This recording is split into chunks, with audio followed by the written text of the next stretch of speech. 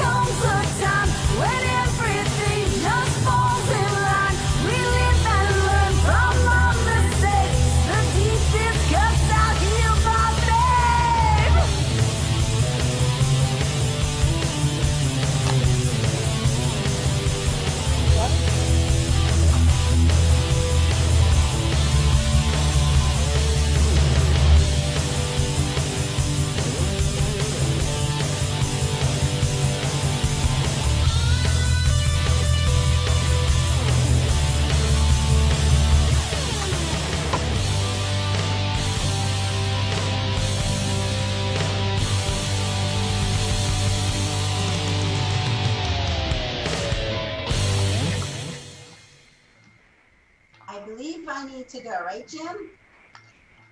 Hi, I'm ReneMarie. I'm the president and founder of ReneMarie's Language of Love. And today we're doing ReneMarie's Stroke of Luck Internet TV show. And we have a really, really important show because over 30 years ago when I suffered my stroke, I really never indulged and looked the details of what happens, and so it really is an important show to fill in the gaps. That's what this show is called, Fill in the Gaps. And I'm really humbled and very honored to have my sister Debbie here as our very, very, very, very special guest to fill in the gaps for me.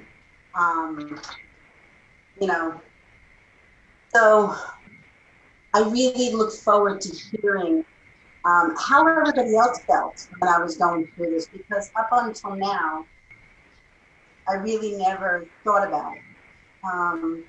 And it really is an important piece, because when someone is suffering a stroke, one of our goals and objectives with my foundation is to have support groups for those families that suffer strokes, that their family members suffer strokes. When we were with Dr. Bachelor, I shared with him that, I don't know what just stopped, but that's great. When we were with Dr. Bachelor a few weeks back, we shared that that we wanted to have support groups for support who's and suffers the ER and suffers a stroke, because you don't know what that family's feeling. That person that's going through the stroke, as myself, I went through the stroke. We're in our own world. We're in our own zone. We're in an unknown place that our brains are really scrambled and we don't know. And really the support needs to go to those family members, to support them, to say, like, there's hope. There's hope. And this show is really about bringing hope to those family members, and to really hear my story. So let me, without a moment longer, I really want to introduce, first of all, I need to welcome Judy. Hi, Judy. Hi. How are you? So, great. yes, Judy and I have been wanting Debbie to come onto the show for a long, long time, especially Judy, because she was like, when am I going to meet your sister? When am I going to meet your sister? When am I going to And they finally got on the phone together. Like I found out a lot. I know, a lot of details that I didn't know about. So hi, Debbie. How are you today? Hi, Nancy. How are you? All right, now you brought something up. Share with them where the means comes from. Are you talking to me? Yes. So you just said hi means, and nobody ever heard that. That was why I was called means. So can you share with everybody where that story comes from? What story? I'm just having a hard time hearing you, that's all. The story of why I call you Neens? Yes. That story, that's your nickname that Daddy gave you. Sitting on Neen, that's our grandma's sister's name. So Right. he shortened it to Neens. And I guess I still call you Neens. It's just a habit. And honestly, I don't even think about it. Your name's not Renee to me, it's Neens. And by the way, can I just share something? Wait, can I just tell you what happened this morning? You're not going to believe it. I waited till now to tell you. Okay. So, I have I have a dog, right, Khaleesi, and she runs to the front window and she's barking, and I'm looking out the window, and I almost never, have a red cardinal come visit me. Not ever. And when I tell you, this cardinal flew from the tree in front of my window to the bush right in front of the window that I was staring out of, and just sat there like for 2-3 minutes. Right. My mouth just dropped open. I didn't even know because I know what your belief is, and my belief is that it is just a sign, that somebody's saying hi from heaven. And I said, it's because we're doing this show today. Daddy came to visit, right? So unbelievable. The supernatural is amazing. Yeah. If you're open to it.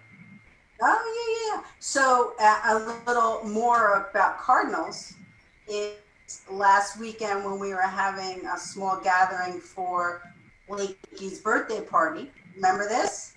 A red cardinal flew right into the window.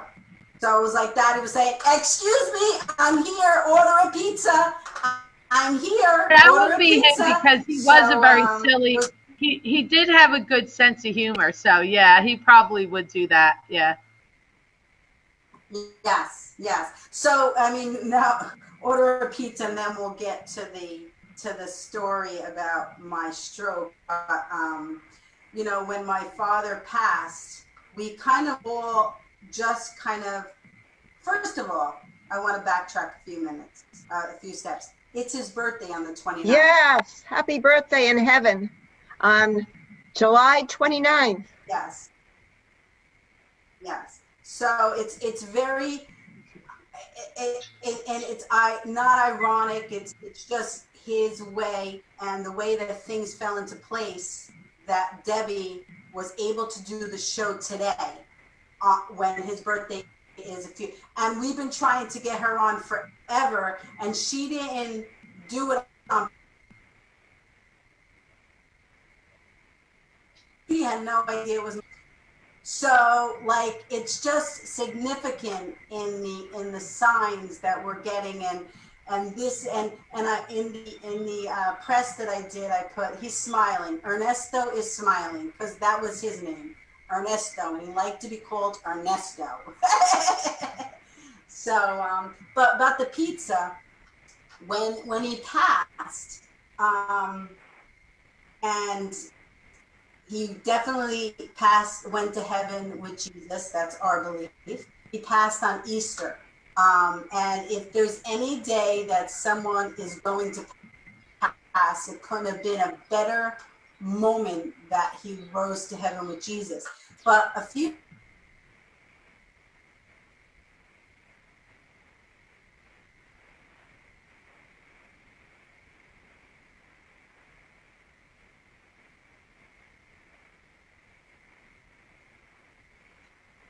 this is the moment. Someone came to the door, her neighbor came to the door and said, he brought 2 extra pizzas over that he had for that night. And that was the moment that I started laughing because I knew it was my father. Because after we always ate, he'd say, order a pizza, order a pizza.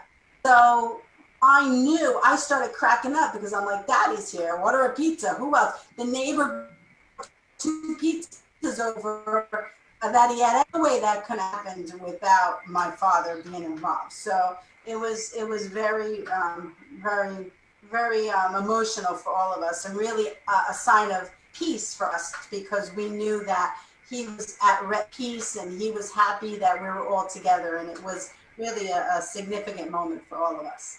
So, but let's get to the stories because we only have an hour, and my sister and I and everyone could talk forever.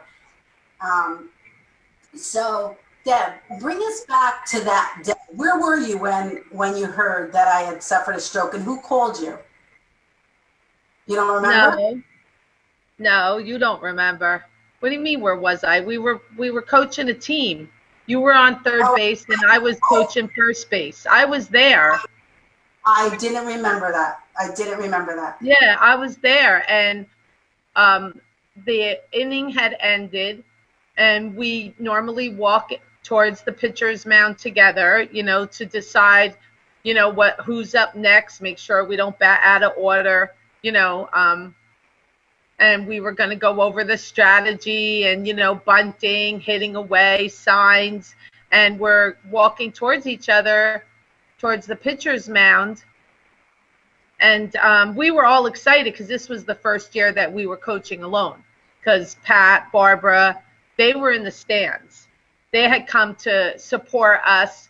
And, rec softball was a really big thing back in the day. I mean, there were so many fans there to watch this game. All the parents were there, aunts, uncles, grandmothers, Wagwar Fields was filled with a lot of fans. Softball that day, baseball on WAG 1. And you know, this was our debut. We were coaching. We were finally coaches. We had played all these years, high school ball. You know, we were, how old were you when you, what were you, 24? I was 26. 26? 26? When I had And, suffered and a stroke, yeah. How yeah, old I were was you when you 26. suffered? How old were you? 26? So you had Brittany already. 26. I had Brittany, not Samantha. Yes. Yeah. And Brittany was 6 months old, and she was there in the stroller. Yeah, So she was. I She don't. was So actually with. I think she was with one of Barbara's children. I think one of them yeah, were. somebody was watching her. You know, I mean, we had a lot of people who were friends who were considered family there, and we were walking towards the pitcher's mound, and all of a sudden, just like it happened so fast, you were just like, oh my God, help me, help me, help me. And I don't mean to make this sound like funny, but you know how the Wicked Witch of the West was kind of melting away in that scene? Yeah.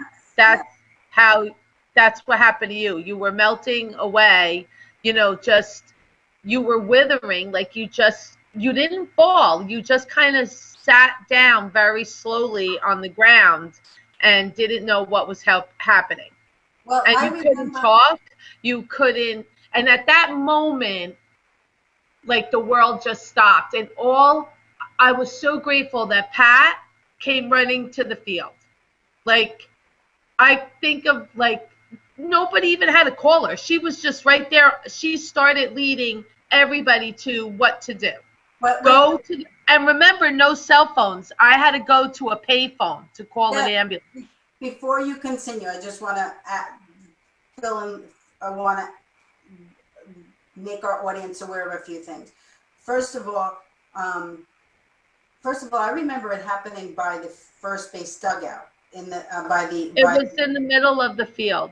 Wow, I see, would say more towards the pitcher's mound. wow, More towards the third base side of the pitcher's mound.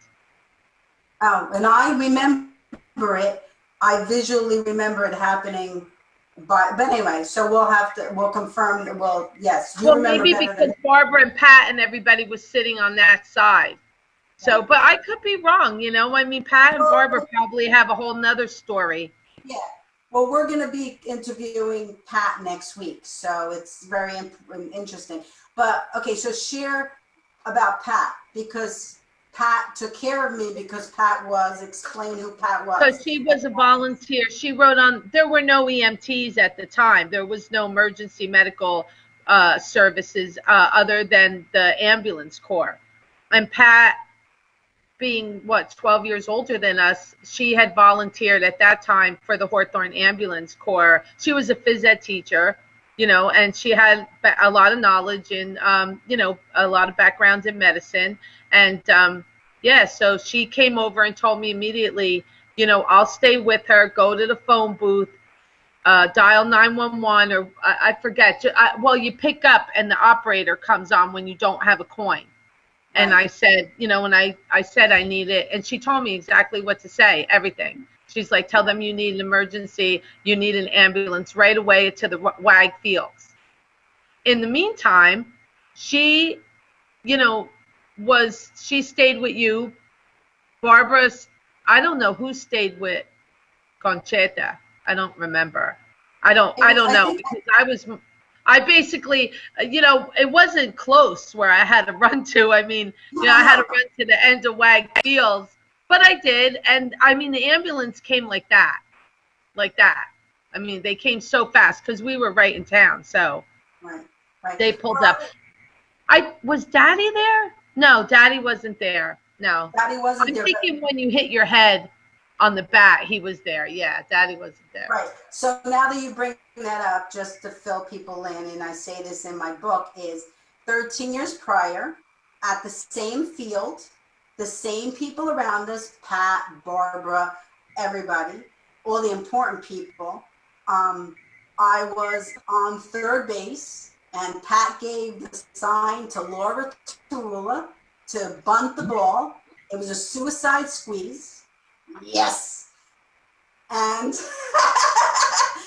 and Laura turned around, bunted the ball, dropped the bat, and I was on my way home. My helmet flew off. I hit the end of the bat came up and hit me in the head.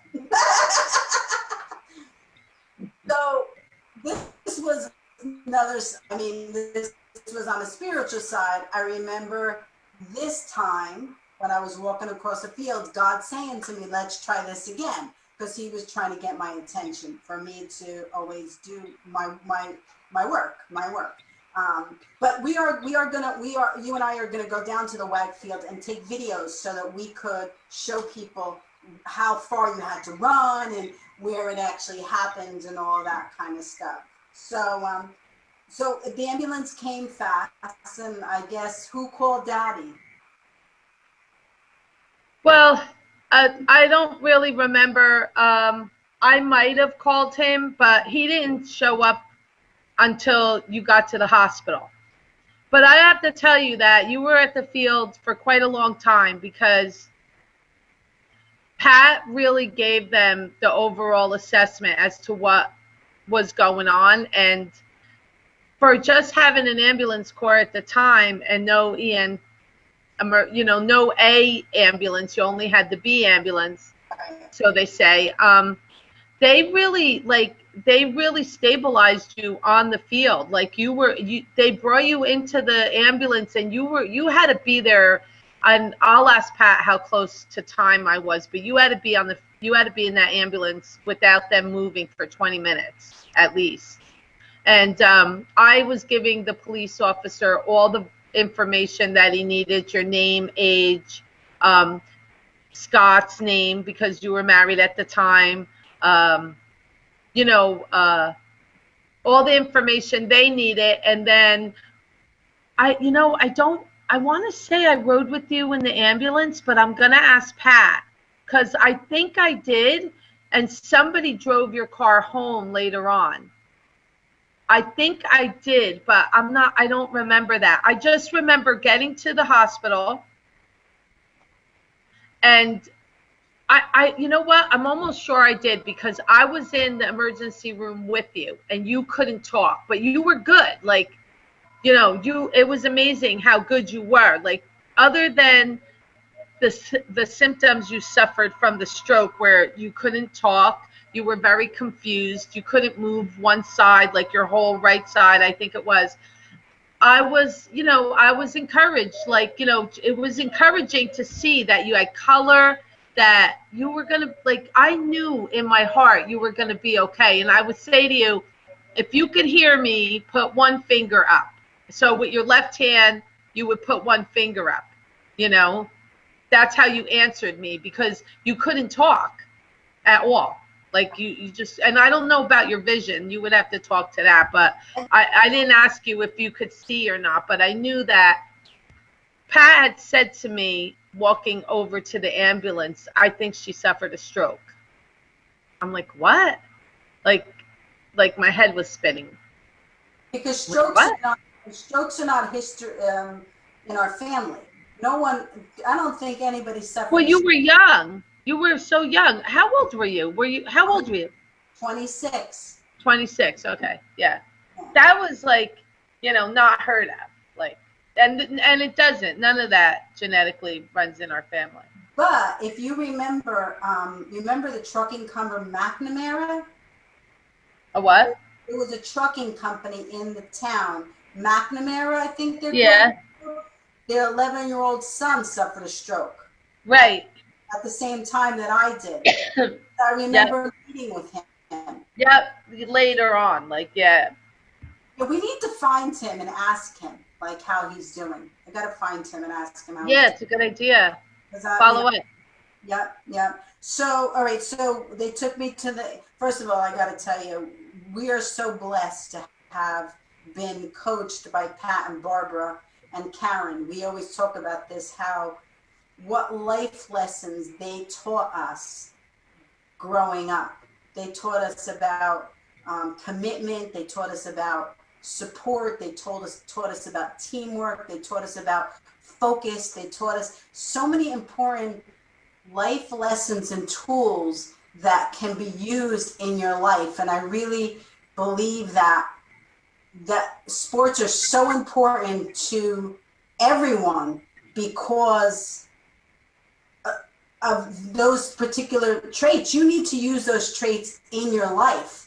And well, I see you smiling. So what do you have to say about that? No, I'm smiling because they, I know, so my silly brain, that the way it works. But I think of synchronization when I think of the three of them. Okay. And what I mean by that is, when people are in sync with each other, and they were so in sync with each other that to me, they could have, like, they were the leaders of the ant colony. Because ants, they work so well together, right? And they're so synchronized. And as different as they all were, their role modeling and their ethics, and their moral compass was always, it was always the center of who they were, and that's what made them so great. But Pat was the leader of them, and Pat had such great. Well, Pat really was the she was the title leader, but she wasn't. They worked as a team, like you said. But that was the one thing that we got from that, is that you have to work as a team to accomplish anything in your life. I vividly remember, and I think I say this in my book, one of the tools that Pat taught us. And her vision was always the bigger picture. For instance, if you played on two softball teams or two something, if you played karate, if you did whatever aside from softball, she would make you choose which is your priority, because she wanted you dedicated and focused to your first priority so that you could know commitment to it. So I never forget that she would say, like, somebody would come a half an hour late for a practice before a game because they went to the mall or something. She wouldn't start them. She didn't care how good they were. She didn't care how good they were because they weren't committed to be there. She wanted the players that were there to play first. She wanted them to have the first opportunity. So it didn't matter how good you were. You had to earn your position on that team. And then the other thing I remember about Pat was, you'll remember this, Deb, that yellow van. Oh, Keith. Hi, Keith. The hippie van. It was a hippie van. Hi, Keith. Hi, Keith. You're on the show. Uh-oh. That's okay. That's okay. Do you want to join us, or do you want to Skype out? You Zoom out, whatever you want to do. Okay, I still have another. I would like to watch. I'd like to watch what you guys are doing, if that's okay. Join us. Jim, did it hurt this? Did it hurt the? No, I fixed it. You fixed it? Yeah, it's all good. Okay, no, it's no problem. So I can back out. I can come back. No, it's all good. No. You could join us. So Debbie, this is Keith Taylor. He suffered a stroke how many years ago, Keith? In 2010. Wow. In 2010. Hello. Nice to meet you. So Nice this to is meet my you. sister Debbie, and she really is filling in the gaps for me because there's a lot of pieces to the puzzle. I don't know if this happened with you that I don't remember. So if you don't mind, we'll just go back to her and join in and comment anything you want. Okay. Well, Yeah. all right. Yeah, ready to rock. So we were talking about. So Debbie, you remember Pat? So what I wanted to add to what you said was, I think, is that, because they knew each other so well, like, they were so natural at just, being good role models. They took good cues from each other. They respected each other's friendship really well. And, to be leaders, for children at that time, just was so great, to have role models like that in our lives. So, and of course, it was just a blessing that Pat was, on the ambulance corps. That really set the whole ball rolling, Renee, because she was there on the field. Couldn't have been better timing if you were going to have a stroke, really. I'm here because I'm not saying that I wish it on anybody. I'm just saying, It was just set up, like I said, everything was just set up the way it had to be. Renee, you're very blessed. Yeah. I know I'm blessed. I know I'm blessed. I'm blessed because it's almost like did you ever read the book, The Prophecies, Deb? Did you ever read the book Prophecies, Judy, Keith? No, but I've seen it in your house. Yes. It's actually how life is a journey and everything happens Are you talking about the prophet? the prophet. No, I think it's the prophecies. I think it's no, I know it is. Celestine Prophecies. It's called Celestine Prophecies. And it just was, timing is everything, and because Pat was coaching me through the years, and she came to see me that day. Is the 2 times that I had major events on that field, Pat was there both times. Pat, Wow. sister. So it was really. So we go to the hospital. So what happens after that? I'd like to ask Pat if I rode in the ambulance with you or not. I don't remember. I'm just reminding myself to ask her. But yeah, then we got into the hospital. Like I said, we were put into a room. And that's when, like in my heart of hearts, like, I don't know, I was never afraid. I think more in shock than anything else, never afraid. I was telling Judy that, do you remember Josephine that used to work for Daddy? She was a very elderly woman, but Daddy gave her a job. She would sit on a stool and she'd prep all the food for you. You don't remember Josephine? Well, Josephine lived across the street in Elmwood Park from Daddy's store. And Daddy hired her. She was, she was a young 70s. Her daughter lived with her grandson, and she needed a little job, something to keep her going. She came in, Daddy hired her, right? Well, she was a very religious woman, and I was telling Judy Marlow that, me, like I would talk to everybody about anything, Wait, I got a question to ask you. Did Daddy hire her to help me, or did Daddy hire her in the store? Daddy hired her for the store. This was before you had the stroke. Okay. All right. So she would talk to me about how religious she was. And she had these prayer books. And I was, I could find this prayer book any time of the day. But looking for it this week, I don't know what the heck I did with it. I swear. But I was going to show it to you. And not only did she give me one, she gave me like 3 or 4 of them. And I had passed out 1 or 2 throughout my life, and I would only give them to somebody who, really needed it or used it. But when she gave me the book, I decided that I liked the St. Joseph prayer because, my birthday's on St. Joseph's Day. So I said, you know what, I'm going to teach myself this prayer. But I never really got around to it. And then you had the stroke, and I was in the room with you.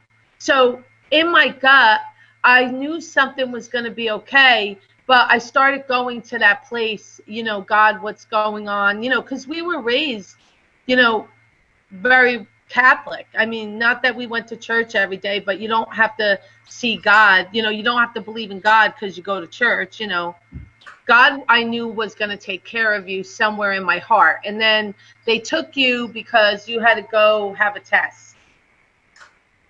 Spinal tap. That's what it was. Because they wanted to see if fluid had gotten into your spine. And I remember that. That's one thing. I'm sure you do. I remember that. I'm sure you do. Keith, I want to know if did they do a spinal tap on you? Did they do? What? No? On who? Oh. Well, on me, I'll never forget. That was one of the things. I remember the burn. I remember yelling so loud that they knocked me out. Renee, if your finger was pricked, you would yell loud. Not for nothing, and I'm not saying that spinal taps are not, hurtful, but this girl has zilcho tolerance to pain, like zilcho. Okay, right, Renee? Even during the stroke, I remembered I didn't like the. All right, there you go. That definitely made an impression on you. But the Yes. good thing was that you didn't have any other, problems. And when they didn't have MRIs at the time, so they did CAT Oh, scans. I didn't know that. And that's why they didn't have no MRIs. Remember? Yeah. Wow. So, and that's why they had to do the spinal tap too, because they had to make sure there was no fluid in the spine. And then once all the tests came back, they found that your artery collapsed in your brain, and that it was just a matter of rest and rerouting. Like, you slept for like 3 days straight. You would get up, like, mumble jumble, and not really make any sense, but you slept. And they said that the blood in your brain had to reroute itself, and it would, to find different ways for you to heal, and that you would heal. And that was like the best outcome that we could really had, that you didn't need surgery, that you didn't have an aneurysm. I mean, that was a really good, it was a really good diagnosis. Debbie, did they do a CAT scan? They did. Okay. Yeah, they did quite a few tests. Of course, blood work, spinal tap, CAT scan. They might have done an EEG too, like the brain waves and stuff. Back then too, like, nobody knew a lot about what to do with strokes. No, I mean, there's so much more information now, obviously through, your program and the medical advances in the field, but nobody really knew a lot then, so.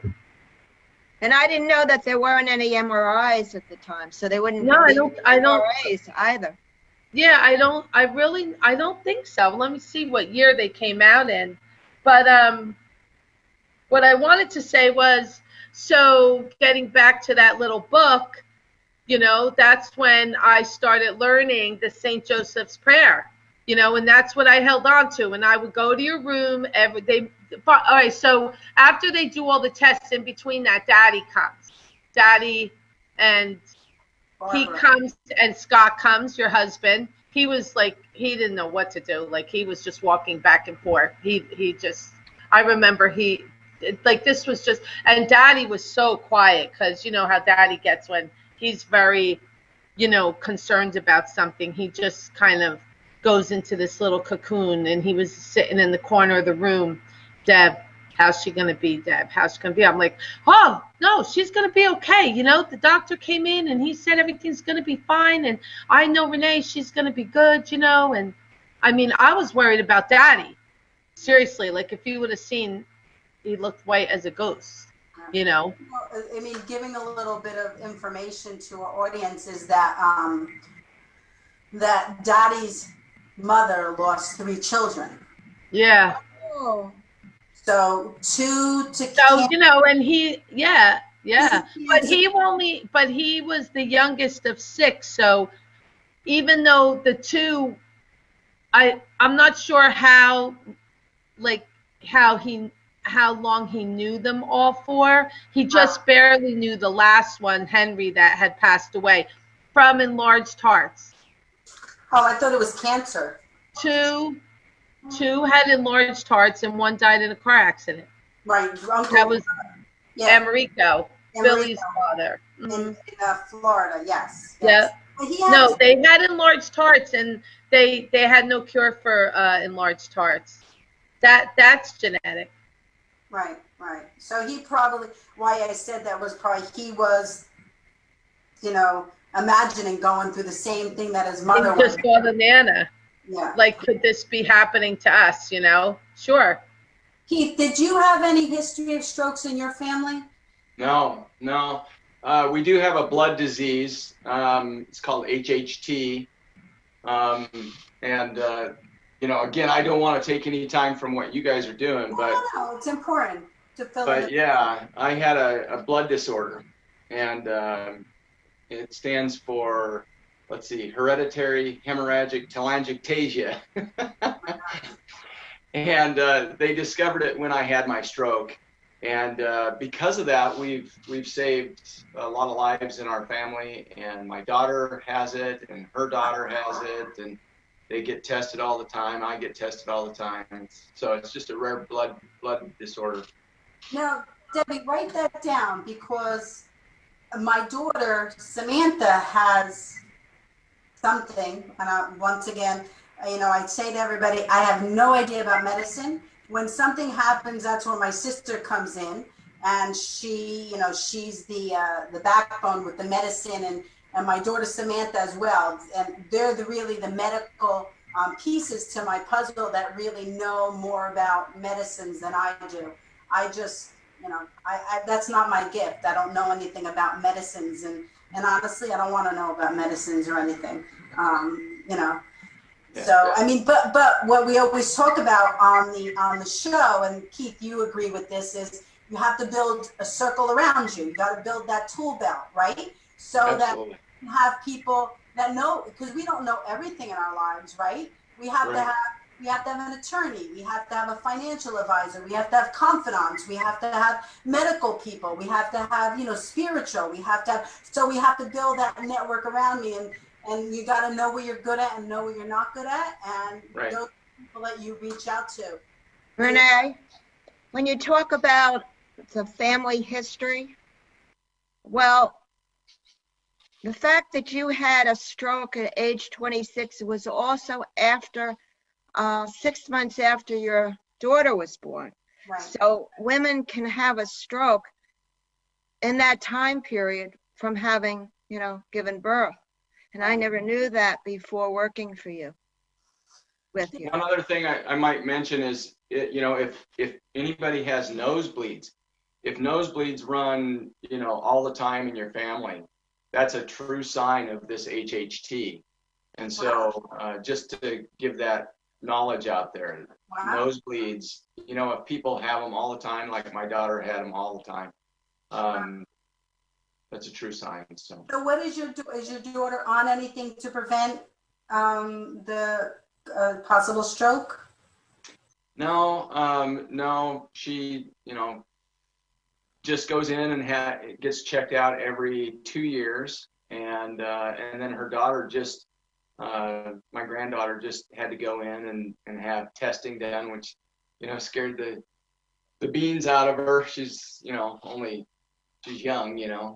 How old is she? I think she's 9. I knew you were gonna ask me that. I'll probably get in trouble for this. She's 9, I think, and anyway, she's a sweetheart. But so anyway, it's one of those things. Wow. Don't mean to take over now, please. No. Don't worry about it. We like we're a family. Yeah. Yes. And I believe, and like I've said the whole way, everything happens for a reason. And you had to join us for whatever reason. So Deb, I don't know if you know this, but so hold on a second. I want to correct myself. Okay. There were MRIs, Judy, back in 1977 was the first MRI. It was the first MRI. I just found out, but I'm not sure. And again, Renee, this could be a question to ask Pat, because she was in the medical field, I'm not sure if they had if they were certified to use them at Valley Hospital at the time, because I know that wasn't an option. That I remember. She didn't have an MRI. So. Well, hold on. I'm not following you. So you're saying that it started in Well, I said MRIs weren't available at the time, but I'm correcting myself. They were actually invented in 1977. But when Valley Hospital got certified to use them that I don't know, but I know she did not have an MRI at the time. Well, probably because they weren't as prevalent. Yeah. Yeah, they were new, so they weren't. Yeah. Well, right. I mean, it could have been 20 years later, that you had almost 20 years, right? Brittany was born in 88, so that's 10 years, right? And then so 10 years later, maybe Valley Hospital just wasn't equipped to use them at the time. I mean, the MRIs, you know, they cost a lot of money, so I'm not sure when Valley Hospital brought them on board. But you did not have one. My doctor was wonderful, Dr. Littmeyer. I love him. I love Dr. Littmeyer. Did you meet him, Dr. Littmeyer, Debbie? Yeah, a lot of times. Yeah, he was. Another blessing in disguise. You always got to have a good doctor by your side. Yeah. And when I was writing my book, I contacted Dr. Littmeyer to use his name in my book, and him and I went out to lunch, you know, just briefly, just to talk, to have him sign off that I could use his name, and he was sharing with me that he never got into medicine for the money. He never got in for the fame. He wanted to really help people. You know, he's I think he might be Colombian. He's from Spanish descent. But might be. Because I remember Mommy and Awi went to him as well, and we spoke the language. So what I loved was when I went, he wasn't in a hurry. He'd sit down. He'd listen. He'd talk. He'd ask. He was really. I was blessed. But I want to share a little something before I forget, because of course I'll forget. I don't know if my sister knows this, but and she probably saw it, but she doesn't probably know the story. So you talk about St. Joseph, right? You were praying to St. Joseph, right? So recently, Rosanna, a really dear friend of mine, she's a real estate agent, was selling a house. Or she knew somebody that was selling a house in her agency. And she calls me and she says to me, Renee, she knows how spiritual I am. She goes, they got St. Joseph statue and it's in a closet. And they were using that house for a Whitney Houston movie. So the whole block was blocked off. It was production. So that's why they put it in the closet, because the person had passed and they didn't want it out in the Whitney Houston movie. So they put it in the closet. So Rosanna's like, I can't, because Rosanna and I have a prayer circle and Michelle a prayer circle on Friday night. She's like, I can't. It's in a closet. She goes, I can't.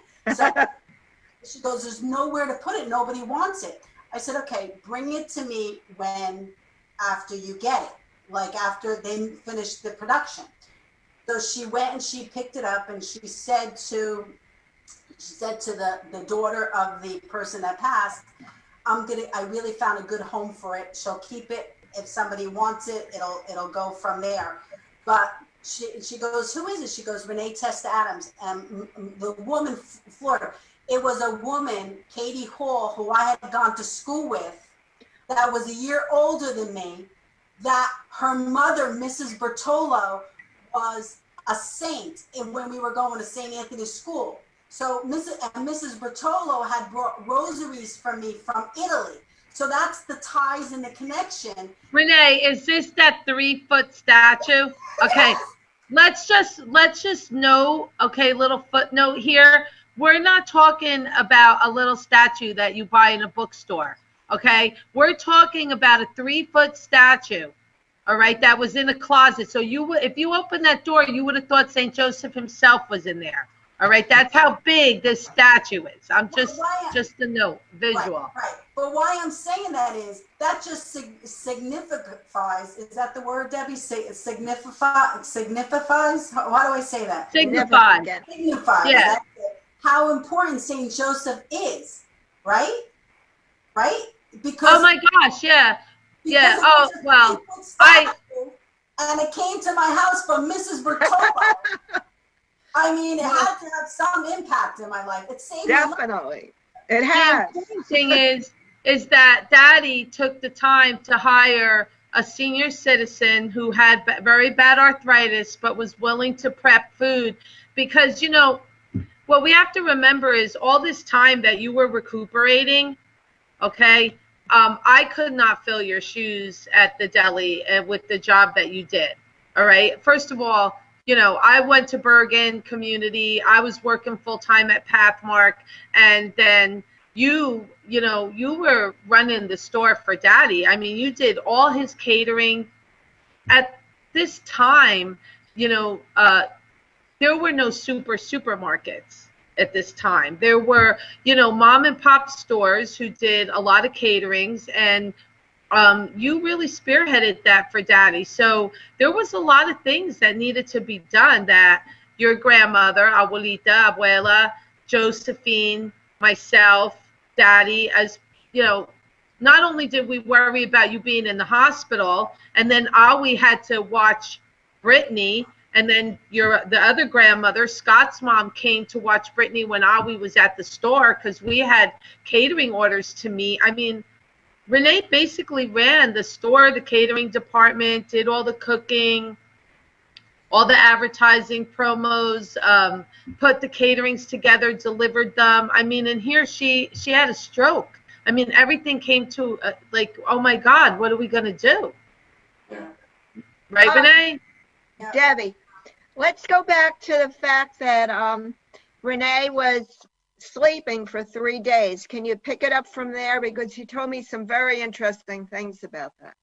Yeah, just wanted to know that what my point was about Josephine was that St. Joseph really started with her. Because at 70 years old, who would have hired someone to sit on a stool and just cut onions and peppers, for sausage and peppers, for soups, for, bread and egg chicken cutlets, and do all those things. And one day she just gave me a book with a St. Joseph prayer in it. And look how far, look where it went, right? All the way to a St. Joseph statue that's 3 foot tall in my sister's living room right now. I'm gonna I have a photo of it. I'll post it on Facebook. I love it. And just because you had a stroke, right? We prayed to him so much that he really did come to your house. But anyway, so the 3 days that Renee was sleeping. Right, I got a question. Are these gonna be like embarrassing? What? Like Judy asked, like, I want to hear about those stories. Go ahead, then. Wait, but Judy, tell me what I said, because I'm just trying to think of what you're referring to. When she woke up, when Renee woke up. Oh, ha, ha, She wanted yeah. to know when she was going home. Okay, yes. And then also the driving story. Oh, yeah, okay. So, all right. So, the doctor said, Renee, and I don't know if you remember this or not, but he said that, you had to stay in the hospital at least 2 weeks. And the third day when you woke up, I want to say it was the middle of the week, but you said, no, I'm not staying here. I'm going home. And, we're all crazy. Like, if Renee wants to go home, she's not going to stay. And she would, every day I would go to the hospital, and on Friday, Renee insisted, I'm going home today. And that's it. I'm going home. I'm not staying here, Debbie. I have things to do.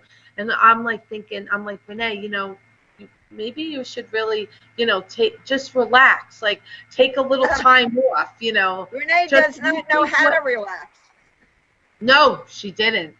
And this was after a stroke, okay, sleeping 3 days.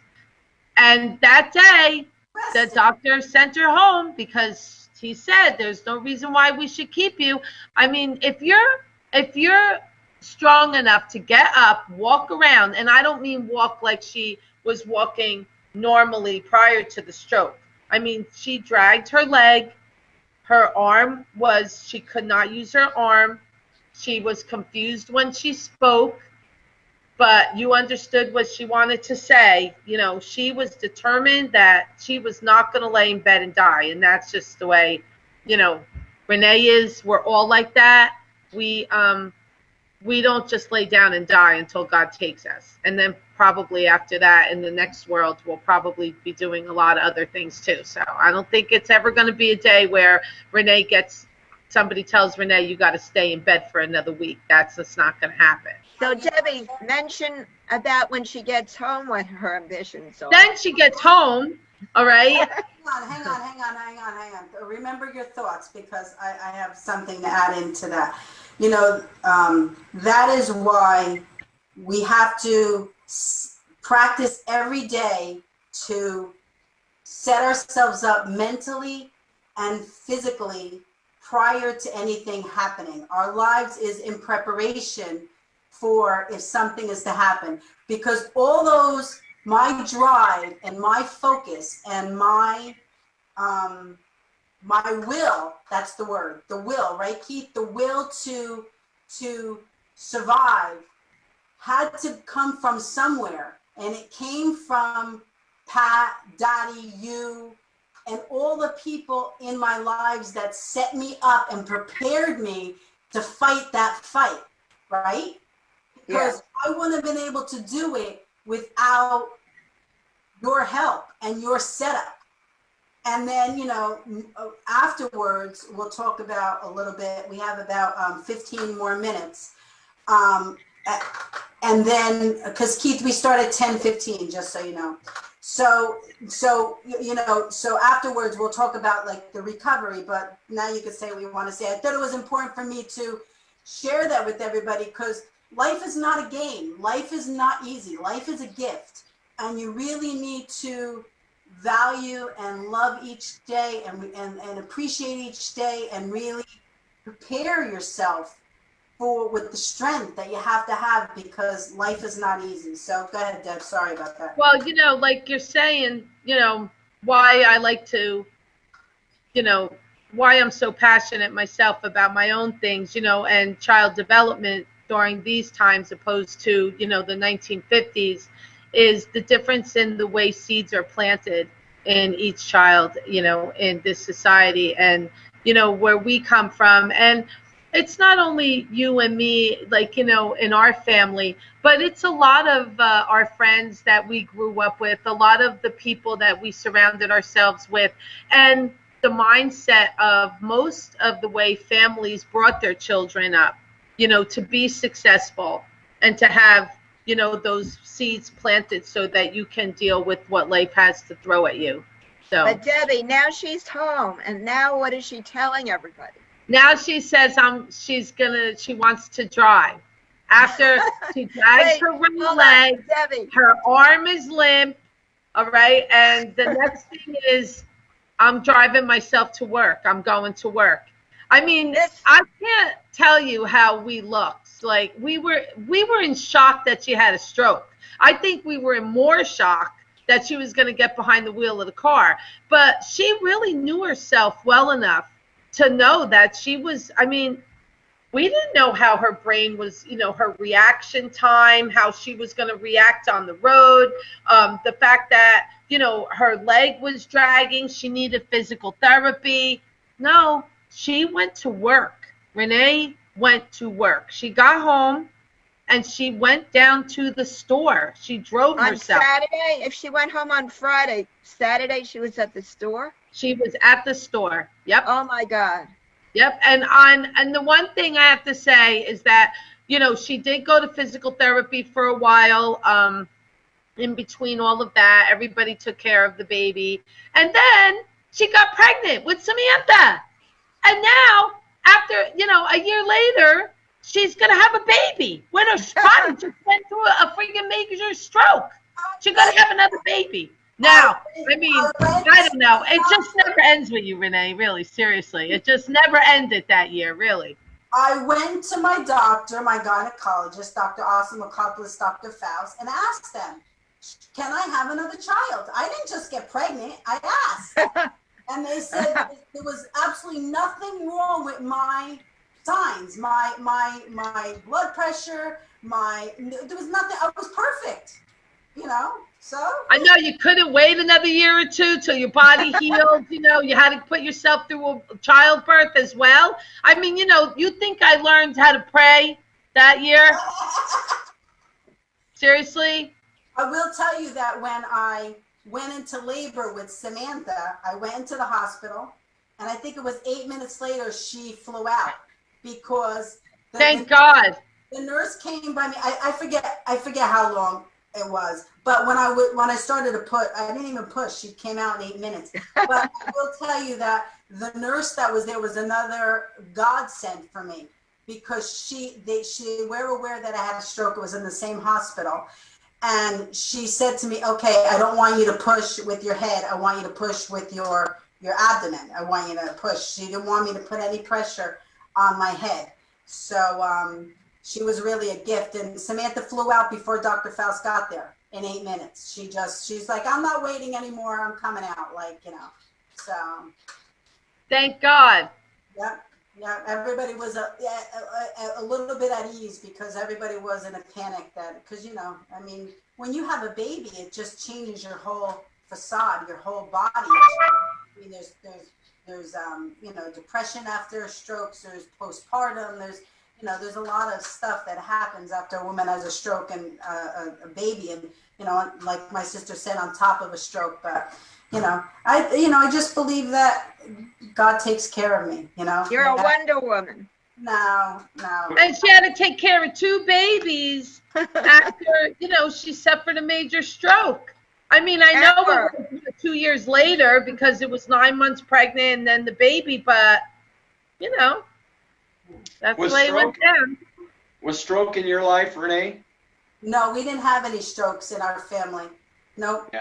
Nope, nothing. But now that they have this test, and I'm not sure what test it is, but my daughter Samantha had something happen, and she went to the doctor, and they did some tests, and she has the potential to have a stroke. Can you find out what the name of the test is? Yes, I will. It's a blood test, right, Deb? It's a blood test, I think, that she had. Yeah, it is. Yeah. So there's markers, I think, that they look at, but you have to find out the name of the test. I don't know what the name is. So, I mean, aside from all that happening, I mean, it's been over 30 years, and really up until now, or up until a few years ago, every day I think I grow and I get better, and I learn to manage my brain. Someone said on Nancy, WEEMS, she said the brain is on Facebook, they said the brain is a very mysterious thing still today. And the brain is such a fascinating thing because, it's amazing what the brain can do. And the fact that in my brain, I know I have 4 vessels in my brain. I know this is the simple version. I have 4 vessels in my brain, 1 collapsed, and like my sister said, had to reroute itself. And it's pretty amazing that it knows to do that. The brain is very plastic. It has a lot of plasticity, and I'm not a neuroscientist. What's plasticity? But it adapts very well, okay, to change, and it can grow and get better. So there's always hope in the brain. It's a very strong thing. So if something goes wrong, it can fix itself and regenerate itself to get better. So, absolutely. If you believe it and you allow yourself to go down that road, we'll talk more about that later. Yep. And that's funny that this your show, perfect timing, Keith. Show comes after, your show comes after this show, right? I mean, look how God works, because the truth is, on our show, on the next show, we're going to talk about recovery and that strength that you need to engage in recovery. Talk about that a little bit, Keith, because that's really important. Do a little promo for our show that we're going to do next, because it ties right into the other show. And I was going to just say that, I was saying that every day I grow, every day I get better. And it really was a pinpoint moment in my life where I learned tools, because I'll never be the same as I was before my stroke. I'll never be the same. I'm a new normal. But I learned tools how to make myself work in my life. So talk about our show. Well, and listen, first I want to just say, I don't think I probably came on too early, so I do apologize for that. I didn't realize how it all worked, and I should have, but. Do not apologize for that at all. The more the merrier. Yes. Okay, well, we so welcome really, you.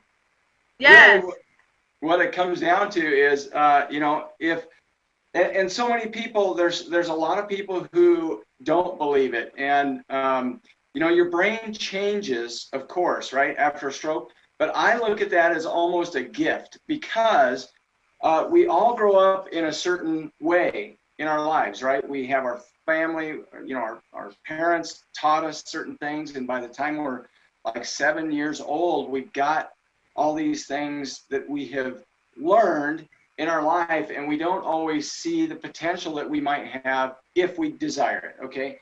And so many people go through that in life, and they don't really see their own potential. This is my belief, and I can prove it, frankly. Anyway, so once you get past that and you believe that you can do it, then you have to be willing to put the work in. You've got to be willing to go in and learn and grow, and you've got to be a sponge. And frankly, I'm a very big goal setter. I could prove to you in all my millions of journals that I've written over time how things happen, and you almost can't explain it, but it's because you're entering that stuff in your brain. You're looking at it every day or close to that. And so I'm just not only a firm believer in it, but I'm serious. I could prove it with some of the stuff that's out there today. So I guess that's just in a nutshell. Yeah, I mean, that was one thing that I always talk about Dominic Cortellessa. He really was the turning point for me in my understanding of my weaknesses and my strengths. And what Dom did was he taught me and coached me and never did it for me. He would make me do the work. And he always came back to me and said, it's okay. Do you have the answer? No, I don't know. It's okay. Think about it more and we'll talk tomorrow. He made me slowly manifest and work my brain. Now, That's the adaptability that the brain has, exactly, Right, the right. plasticity that it has, yeah. If you want it to happen, because, teachers are only as good as a good teacher, the saying goes, is a teacher who doesn't tell you the answer but shows you how to find it. Shows you the path. right. Yep. But each student is so different. So it takes a teacher the knowledge to understand each student. Because some students like you, Debbie, you were so bright in school, you could just go, okay, I'm not going to study tonight. I'm just going to take that test tomorrow and you get an A+. Me, I'd study for hours and get a C- or a D. Like, I don't understand. So Your brain just took a little longer to catch up, that's all.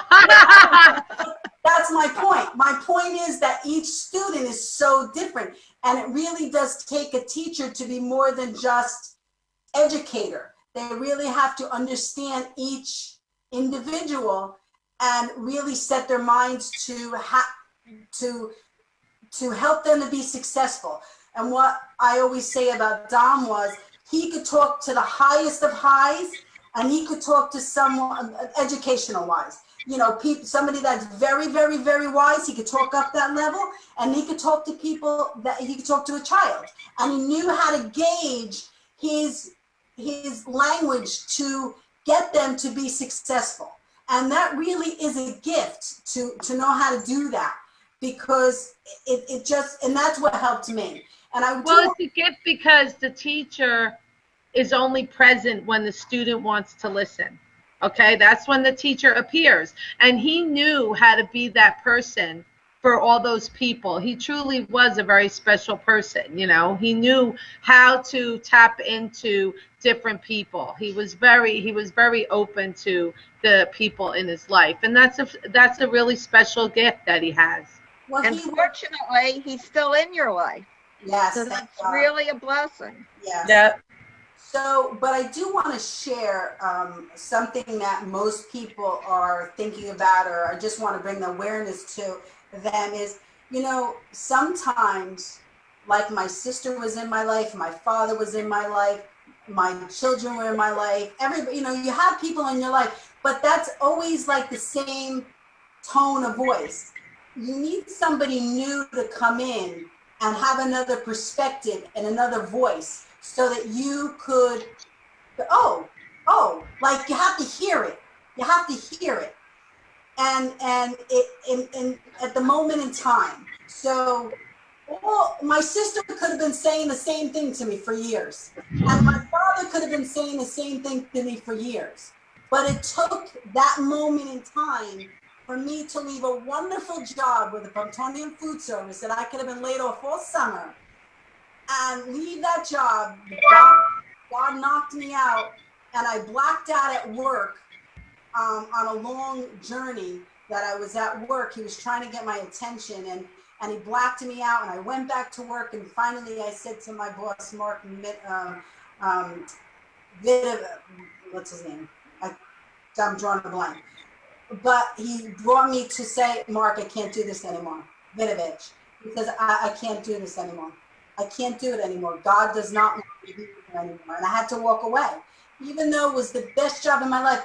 And then the next job that I got was at Wanakee Reserve. So I would not be the person I am today and would have not grown and not be able to do this show and everything that I'm doing if I didn't leave that job. And as sad as that sounds and as horrible as that sounds, it is the truth. It is the truth. Renee, a lot of folks, they get into that cycle, you know, the norm. You know, you do the same thing every day. You see the same people every day. You do all that, and it almost takes a step of faith. It takes something on your own to say, look, I'm going to go do this. When you change that job, you made that decision. That a lot of people wouldn't have done that. That has stayed in the same. And so what I'm saying also that relates to exactly what you're saying is after a stroke, I mean, you've got to be willing. You've got to be willing to reach out. You've got to be willing, because look, a lot of us, our friends and people, they don't understand us, especially when you're right after a stroke. It's a weird thing. And your friends don't know how to adjust to that. And I lost a lot of really good friends. I shouldn't say I lost them, but you know, They didn't understand. Yeah, they didn't know how to deal with me. But you have to reach a point in your life where you say, okay, I'm going to grow. And in order to grow, you've got to reach out and do exactly what Renee was talking about. So that's my 2 cents on that. So. That's a good point. So true. But now, because I have experience and I had the education with Dom was that bridge for me. He was the bridge from me from fighting it all the time and I had great faith, but I had faith in my faith, but in my life I didn't have great faith. Like I was lost because of my brain. It was all scrambled. So he was that bridge that really helped me gauge in how to become and to trust in myself and to trust in what God's telling me. Now what I do is when things are not going the way they are, I do know enough to stop, take a step back and view what's going on. And sometimes I have to make hard decisions and but I found through Dom that you got to have that hard conversation. So you call that, rather than, it won't hurt anybody, but call them up, visit with them, sit them down, have a hard conversation, but speak. And what he always told me, I always remember in the back of my brain, is speak from your heart. If you speak from your heart, maybe they'll get mad, but you're doing the best that you can to speak from your heart. Really. And you always do that, Renee. I try. So, Deb, we only have a few more minutes. Is there anything really that, I mean, if you think about anything, you could say it when we interview Pat, but is there anything that, any lessons that you've learned from my stroke experience? She's laughing because she probably has a million that you could teach the audience. That what? I didn't hear the end. You could educate, or you could teach our audience. You can share with our audience. I mean, other than the positive, I really don't have anything. I mean, off the cuff, I can't really think of one specific thing except to say that, life is a journey, and your mindset really leads you to the outcome. So always stay positive. And, you know, if you're asking me personally, then my foundation has always been my God and my prayers. And, you know, and that has made me who I am. And, you know, even though I have my bad days too, and we all do, in the end, you know, if you just keep your mindset positive and you're willing to be open to grow, Have faith. you know, use love as a great communicator, and everybody will succeed. Yeah. Faith, hope, and love. Yep, that's it. Seriously. We always, in our foundation, we said peace, hope, and love. But it is faith. Okay. Yeah, love, to me, love is faith. To me, love is faith. Because as much as I'm a Catholic, I was born and raised a Catholic. I went to St. Anthony's. It was inbred in me to be a Catholic. But to me, I love all people. And I know you do too, Deb. And to me, love unites us where sometimes religions divide us. And that's sad that people because you're of a different faith, we're all equal. We're all equal in life. And Well, if you look at all the religions, the one thing they have in common is to communicate through love. All right. If you take everything else away, all right, the one thing that is in the Bible that is stressed over and over again is love one another. It's the greatest commandment. And if people can sit down and talk about anything and always remember that love, you know, has to supersede everything. You may not like it, you may not agree with it, but if you can respect one another with love, then I think that's a really good foundation to start from. So well, that's the interlocking, you know, connection. I want to thank you for taking the time today, because I know you have a few things that are going on that, you know, that she has to be on. I asked her if she had time to be on the next show, because she's going to find your show. No, but I'm going to watch it because I want to hear this guy's story. I forgot his name. Keith. Keith. And I want to hear your story. You look absolutely fabulous. Absolutely Yes, fabulous. you do, Keith. Thank you. Huh? Oh, Renee. You're Renee. welcome. Good luck to you. Thank you. You too. It's been a pleasure. Stay well. Renee. Hang on, Deb. Don't leave. What? I just want to mention one thing. Okay. Your first book was Stroke of Luck, which talked about your experiences with the stroke.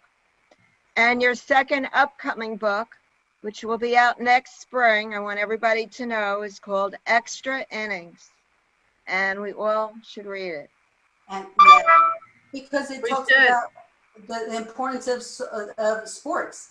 And, you know, Keith will agree with me. This is our extra inning in life. We know it's our extra inning. We know, like, you know, and I'm sure that everybody else that experienced something, as well as, you know, everyone, what are you going to do with that extra inning? What are you going to do? When it's an extra inning, you've played 7 innings already, Keith, right? They're done. They're gone. They don't matter anymore.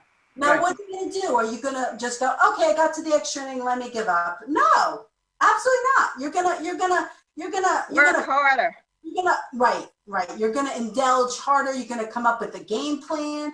You're going to focus. But what I said in the press is, it doesn't matter really what happens at the end. Yes, you want to win, but winning isn't everything. It's how you play the game. It's that you put your heart and your soul into that game. Once you do that, Pat always taught us, we played a good game. If we didn't play a good game, she would tell us. She would tell us, no, we lost, and this is why we lost. Now we're going to go back to practice tomorrow, and we're going to work on that. Right? Yes. Right, but she would always say that winning isn't the end result. Although we were driven, we wanted to win. We wanted to win. But that was just our drive. That was just a drive. And we're going to do an interview with Pat next Saturday, my sister and I, Pat's coming over, and really, I cannot wait to hear her side, because with Pat, she remembers every specific detail. Terrific. She does. Everything. I mean, she can tell you every single game, what happened and why it happened.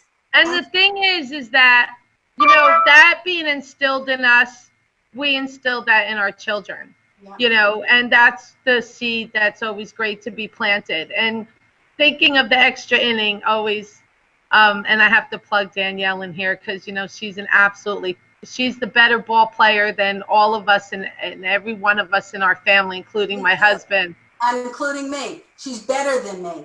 I mean, and her mindset was, you know, she got up to bat and it was the 8th inning, and it was 2 outs, full count, man on third.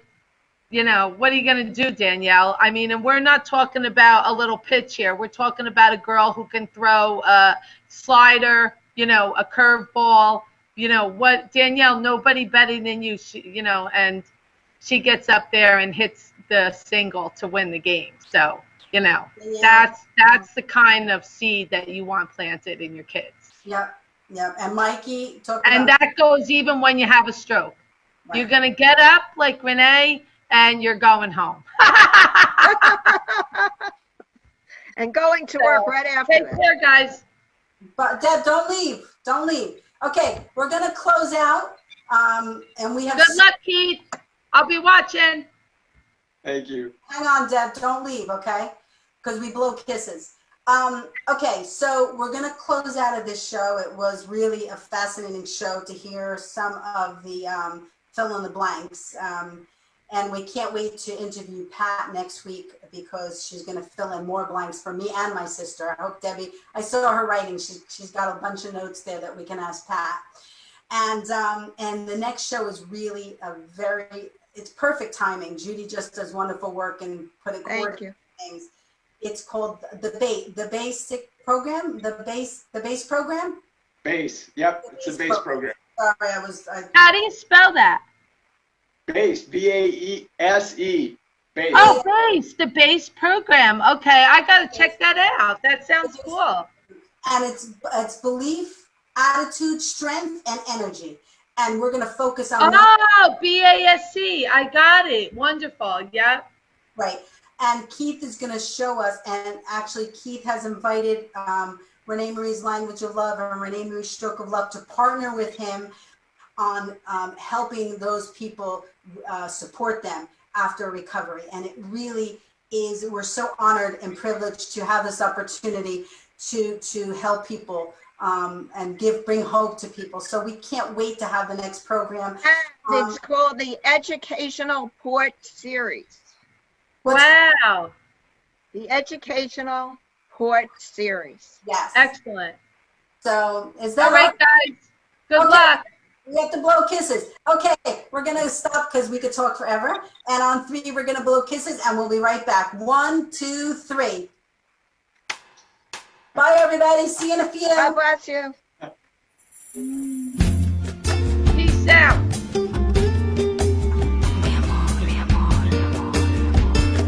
Yo no entiendo por qué. Break time.